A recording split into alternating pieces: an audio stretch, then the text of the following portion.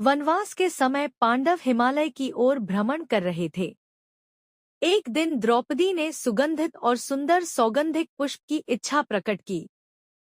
द्रौपदी की इच्छा पूरी करने के लिए महाबली भीम अकेले ही उन पुष्पों की खोज में निकल पड़े।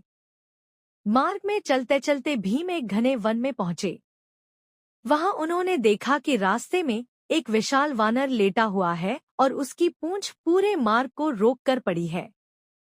भीम ने गर्व से कहा, हे वानर, मैं कुंती पुत्र भीम हूँ। मेरा मार्ग रोको मत, अपनी पूंछ हटा लो। वानर मुस्कुराते हुए बोला, वत्स, मैं वृद्ध हूँ और दुर्बल भी। तुम स्वयं ही मेरी पूंछ हटाकर चले जाओ। यह सुनकर भीम को क्रोध आ गया। उन्होंने सोचा, यह साधारण वानर मुझे चुनौती दे रहा है।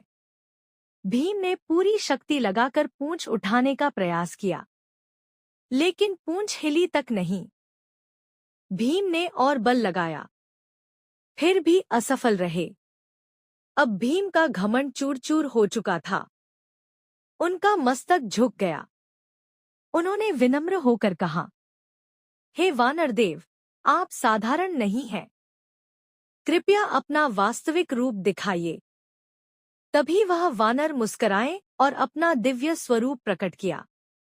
वह कोई और नहीं, महावीर हनुमान जी थे, श्रीराम के परम भक्त और भीम के ज्येष्ठ भ्राता।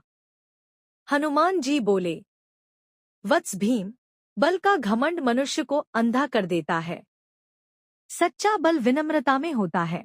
हनुमान जी ने भीम को आशीर्वाद दिया और कहा, महाभारत युद्ध में तुम अपने बल से धर्म की रक्षा करोगे और मैं अर्जुन के रथ की ध्वजा पर रहकर युद्ध की विजय सुनिश्चित करूंगा। यह सुनकर भीम ने हनुमान जी के चरणों में प्रणाम किया। उनका अहंकार नष्ट हो चुका था और हृदय श्रद्धा से भर गया।